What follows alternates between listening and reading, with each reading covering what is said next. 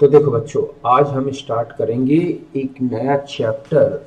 और ये चैप्टर है हमारा क्या, इनर्ट गैसेस। ओके, तो हम इस चैप्टर में इनर्ट गैसेस की जो प्रॉपर्टीज हैं, फिजिकल एंड केमिकल प्रॉपर्टीज, और इसके अलावा जो भी पीरियोडिक प्रॉपर्टीज हैं उन सब का कंप्लीट डिस्कशन करेंगे। तो सबसे पहले हम आ जाते हैं इनका इनर्ट गैसेस के बारे में।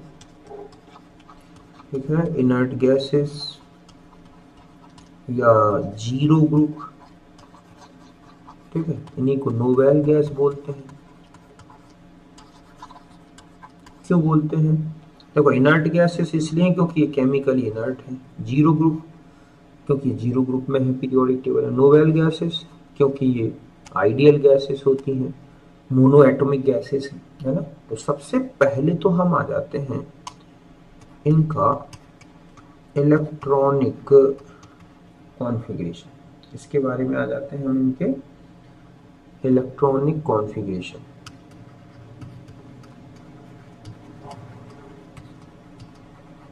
तो देखो, इलेक्ट्रॉनिक कॉन्फ़िगरेशन में अगर आप आ जाएं तो इसमें देखोगे कि जो इनका जनरल कॉन्फ़िगरेशन है वो है NH2NP6, केवल हीलियम।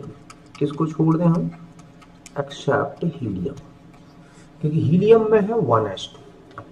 बाकी जितने भी मेंबर्स आप देखोगे उन सब का आउटर मोस्ट कॉन्फ़िगरेशन NH2NP6 है, जो कंप्लीट इनर्ट है, इसलिए इनको इनर्ट गैसेस भी बोला गया है। तो इसमें जो पहला मेंबर है वो है हीलियम, जिसका कॉन्फ़िगरेशन होता है 1s2। फिर हम आ जाते हैं नियोन। तो नियोन में हीलियम तक का तो 1s2 ये लिख दिया, फिर 2s2 2p6। फिर आते हैं आर्गन। तो आर्गन में अगर आप आ जाएं, ठीक है, तो मैं इसको ऐसे लिख दूं, पहले हीलियम, नियोन, तो आर्गन यहाँ 18 तक, फिर 3s2 3p6, ठीक है। फिर क्रिप्टॉन, तो यहाँ जाएगा आर्गन 18 3d10 बच्चों, और 4s2 4p6। फिर आ जाते हैं जिनॉन, है ना। तो देखो, ये है 2, ये है 10, ये 18, ये 36, और ये हो जाएगा 54। तो 36 क्रिप्टॉन का, फिर 4d10 5s2 5p6, ठीक है। और फिर आता है रेडॉन, तो ये हो जाएगा 86, क्योंकि 32 ऐड हो जाएंगे, ठीक है। और यहाँ पर हो जाएगा ये xenon 4f14 5d10 6s2 6p6। और एक और एलिमेंट है बच्चों लास्ट में जो जुड़ा हुआ है 7th पीरियड में, ऑग्निसोन OG, जिसका एटॉमिक नंबर है 118। तो यहाँ हो जाएगा 86 radon 5f14 6d10 7s2 7p6। तो इसमें जो दो एलिमेंट है बच्चों, ये वाले Rn और OG, ये क्या है? रेडियो एक्टिव है, समझिए ना। बाकी जितने भी मेंबर्स हैं वो नेचुरली मिलते हैं। तो अब हम इनकी ऑक्यूरेंस के बारे में देखते हैं, ठीक है। तो कुल मिला के ये एलिमेंट हैं और इनकी ये क्या है बच्चों, कॉन्फ़िगरेशन। तो ये कुल एलिमेंट अगर हम रेडॉन तक की बात करें तो 2 4 6 हैं, और लास्ट जो आर्टिफिशियल जुड़ा हुआ है 118, वो है ऑग्निसोन, जो कि एक आर्टिफिशियल मेथड से बनाया गया है। अब हम आ जाते हैं इनकी ऑक्यूरेंस के बारे में, है ना, कि ऑक्यूरेंस मतलब नेचर में ये किस तरह मिलते हैं। तो आप देखोगे कि केवल एक एलिमेंट छोड़ दें हम, ठीक है, एक्सेप्ट रेडॉन एंड ऑग्निसोन, ठीक है, ऑल मेंबर्स जो है इसमें ऑफ, ठीक है, zero group are found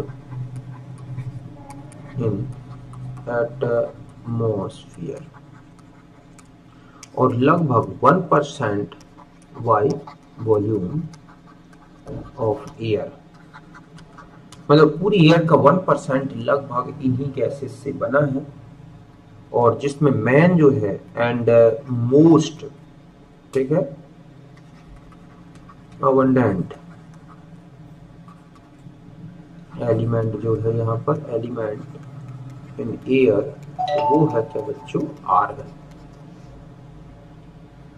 main constituent air में अगर 1% वाई वॉल्यूम है एयर का, तो उसमें जो मोस्ट एलिमेंट है वो है क्या बच्चों, आर्गन होता है। बाकी हीलियम है, नियॉन है, ये सब है, लेकिन जो है आर्गन सबसे मोस्ट होता है। इसके अलावा दूसरा पॉइंट ये है कि जो हीलियम है और नियॉन है ये, ठीक है, और ऑल्सो फाउंड इन, ठीक है, कुछ minerals of radio active compounds में मिलते हैं, minerals of radio active elements, ठीक है, और ये हो सकते हैं, एक तो होता है पिच ब्लेंडी, पिच ब्लेंड है ना, मोनाजाइट इनमें भी होता है, इसके अलावा क्लीवेट, क्लीवाइट, इस तरह से।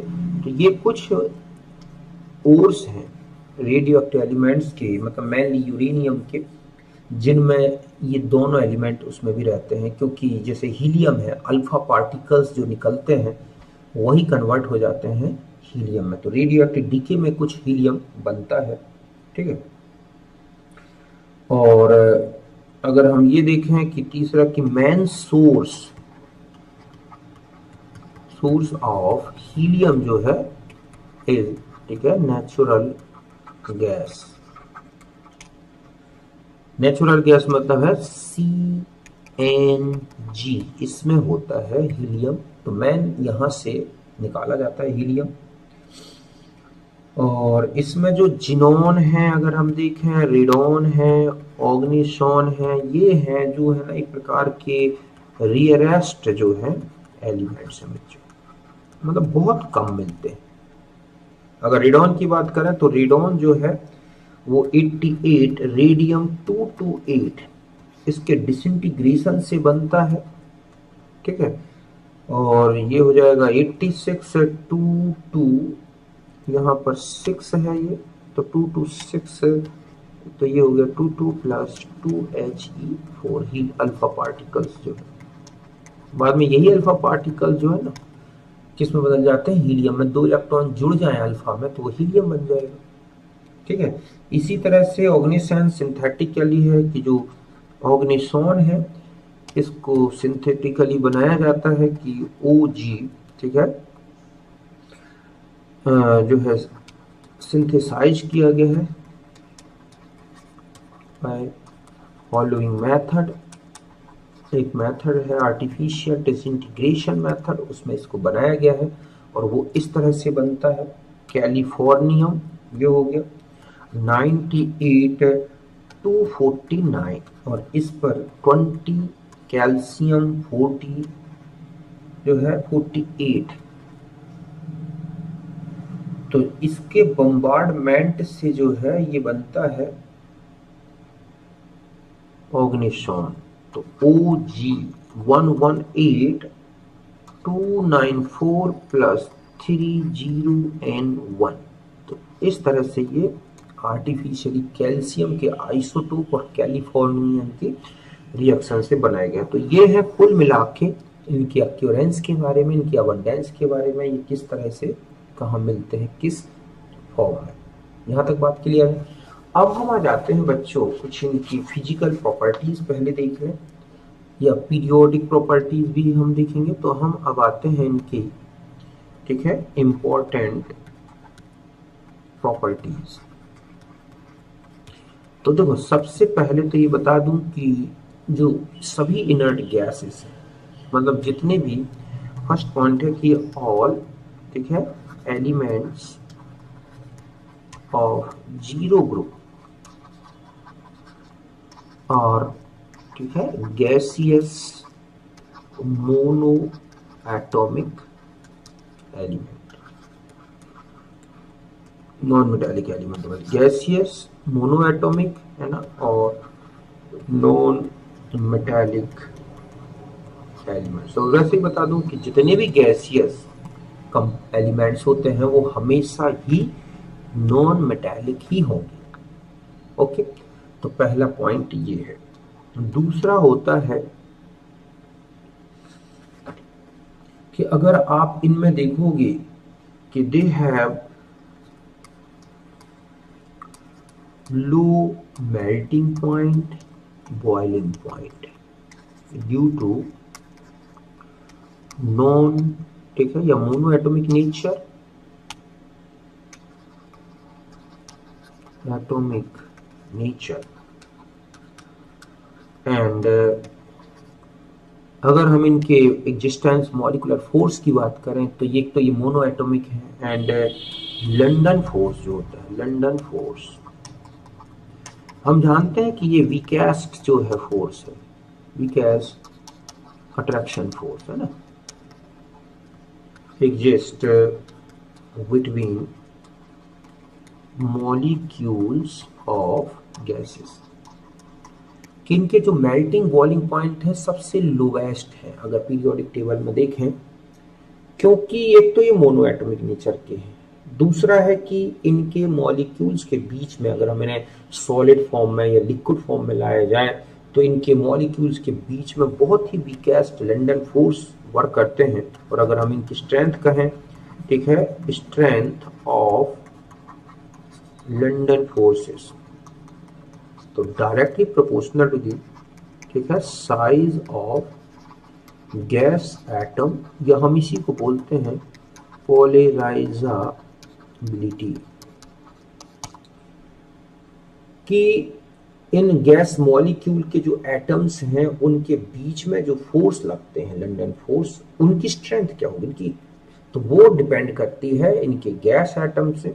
तो इसका मतलब है कि मेल्टिंग पॉइंट है, बॉइलिंग पॉइंट है, ठीक है, ईज ऑफ लिक्विफिकेशन है, ठीक है, क्रिटिकल टेम्परेचर है इनके जिस पर वो लिक्विफाइड होते हैं, सब directly proportional to the size of gas atom, कि गैस एटम जितना बड़ा होगा उसका उतने जल्दी पॉलराइजेशन होगा, मींस उतनी ही ज्यादा पॉलराइजेबिलिटी होगी, और उतना ही, मतलब पॉलराइजेबिलिटी का मतलब ये है कि property of atom to get polarised, मतलब जैसे हम ये कहें कि जो ये एटम्स हैं गैस के, है ना, सिमेट्रिकल होते हैं चारों तरफ, उनमें कहीं प्लस माइनस का अलग अलग रीजन नहीं बना होता, लेकिन जब इन्हें हाई प्रेशर में रखा जाता है ना, और लो टेम्परेचर, तब ये इस तरह से पोलराइज्ड हो जाते हैं। यहाँ पर ये प्लस हो जाएगा, यहाँ पर माइनस, यहाँ प्लस, यहाँ माइनस। तो ये जो फोर्स काम करता है ये इस तरह का कि मॉलिक्यूल है जो एटम है उसमें ही न्यूक्लियस और इलेक्ट्रॉन क्लाउड डिस्टॉर्टेड होकर इस तरह से अलग अलग पार्ट में पोलराइज्ड हो जाता है, दो हिस्से बन जाते हैं, और यही है क्या बच्चों, लंदन फोर्स। तो इस तरह से लंदन फोर्स का मतलब होता है डिस्पर्सन फोर्स भी इसी को बोलते हैं, ठीक है। तो ये फोर्स जो नॉन पोलर, ये क्या थे, बिल्कुल नॉन पोलर, अब ये इंस्टेंट पोलर हो गए, समझ गए ना, ये क्या हो गए, इंस्टेंट पोलर। अब इन इंस्टेंट पोलर मॉलिक्यूल के बीच में एक प्रकार का अट्रैक्शन फोर्स वर्क करता है जिसे बोलते हैं लंदन फोर्स, और ये लंदन फोर्स डिपेंड करता है साइज ऑफ एटम। तो इसका मतलब है कि मेल्टिंग पॉइंट हो या बॉइलिंग पॉइंट हो या इनके लिक्विफिकेशन का रेट हो, डिपेंड करेगा साइज पे, और जितना बड़ा साइज उतना सब कुछ ये प्रॉपर्टी में। तो इसका मतलब है हीलियम, नियोन, ठीक है, आर्गन, क्रिप्टॉन, जिनोन, रेडोन, अगर हम इस तरफ चलें, ठीक है, तो यहां पर इनकी मेल्टिंग पॉइंट इंक्रीज होंगे, है ना, बॉइलिंग पॉइंट इंक्रीज होंगे, क्रिटिकल टेम्परेचर इंक्रीज होंगे, क्योंकि वो टेम्परेचर जिस पर प्रेशर लगा के गैस को लिक्विफाइड किया जा सकता है, ठीक है, ease of liquefaction of gas, ठीक है, ऑफ गैस, ये इंक्रीज होगी। तो ये सारी प्रॉपर्टी इन एटम्स के साथ साइज के साथ बढ़ेंगी। तो इसका मतलब है कि पूरे ग्रुप में अगर हम हीलियम से लेके और रेडॉन तक चलें तो इनमें लिक्विफिकेशन का रेट है, मेल्टिंग पॉइंट है, बॉइलिंग पॉइंट है, ये सब क्या होते जाएंगे, इंक्रीज होते जाएंगे। तो ये इनमें दिखता है पोलराइजेबिलिटी के कारण। तो ये पॉइंट जरूर याद रखना है अच्छी तरह से। फिर है कि अगला पॉइंट है, ठीक है, कि जो ये गैसेस होती हैं टोटली एक तो डायमैग्नेटिक है, ठीक है। तो एक पॉइंट तो ये भी काम का है कि ऑल, ठीक है, थर्ड पॉइंट कि ऑल गैसेस और, ठीक है, diamagnetic, magnetic in nature due to presence of all paired electron. सभी इलेक्ट्रॉन पेयर्ड होते हैं, ठीक है, और इनकी पेयरिंग के कारण इनमें कोई मैग्नेटिक नेचर नहीं होता। एक ऑब्जेक्ट आता है कि पी ब्लॉक में कितने एलिमेंट्स हैं जो डायमैग्नेटिक है, तो केवल जीरो ग्रुप के ये 6 एलिमेंट्स ऑर्गेनिज्म छोड़ दें, मतलब यहाँ पर 6 एलिमेंट्स, ये ध्यान रखना है कि 6 एलिमेंट्स ऑफ पी ब्लॉक और, ठीक है, डायमैग्नेटिक ओनली, ध्यान रखें। और ये है कौन, helium, neon, argon, krypton, xenon and radon. ये जो हैं सब के सब अपने ग्रुप में क्या है, डायमैग्नेटिक हैं, इस तरह से।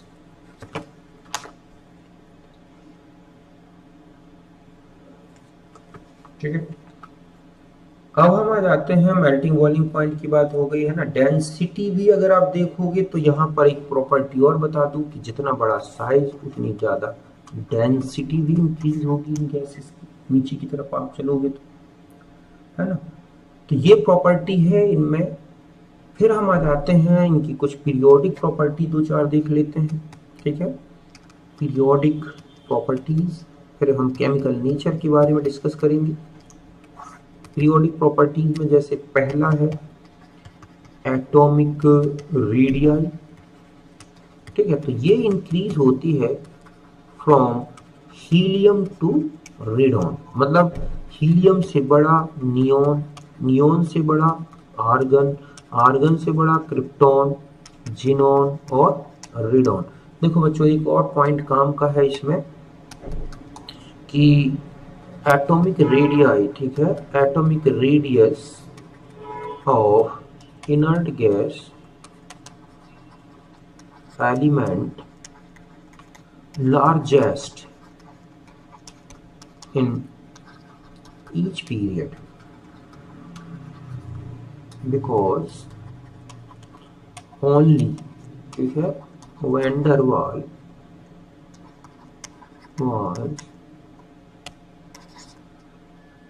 यहाँ पर वैन डर वाल radii considered for these elements. बात क्लियर है, मतलब इन एलिमेंट की जो साइज है, atomic radius of inert element, inert gas element largest in respective period, है ना, मतलब जिस पीरियड के वो एलिमेंट है उस पीरियड में सबसे लार्जेस्ट इन्हीं की साइज होती है, क्योंकि इनकी केवल वान डर वाल रेडियाई को ही यहाँ पर क्या किया गया बच्चों, कंसीडर किया गया है। इनकी कोवेलेंट या मेटालिक रेडियस नहीं होती है, और चूंकि कोवेलेंट वान डर वाल्स रेडियस हमेशा मेटालिक रेडियस और कोवेलेंट रेडियस दोनों से बड़ी होती है, इसलिए इनकी रेडियस आप देखोगे अपने ग्रुप में सबसे, अपने पीरियड में सबसे ज्यादा दिखती है। ठीक है, दूसरा पॉइंट आते हैं, फिर आ जाते हैं अगर हम इनके आयोनाइजेशन एनर्जी की बात करें तो आयोनाइजेशन एनर्जी जो होगी, है ना, एक तो हाईएस्ट इन, ठीक है, each period for these elements due to inert, ठीक है, कॉन्फ़िगरेशन, मतलब इनमें ऑक्टेट रहता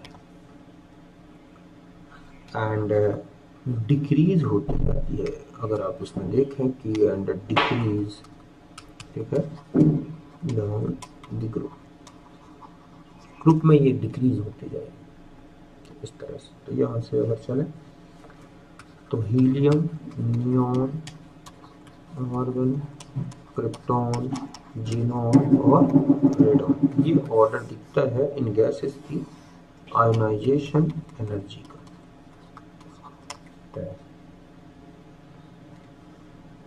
और तीसरा पॉइंट आ जाते हैं वो है इलेक्ट्रॉन गेन एंथैल्पी,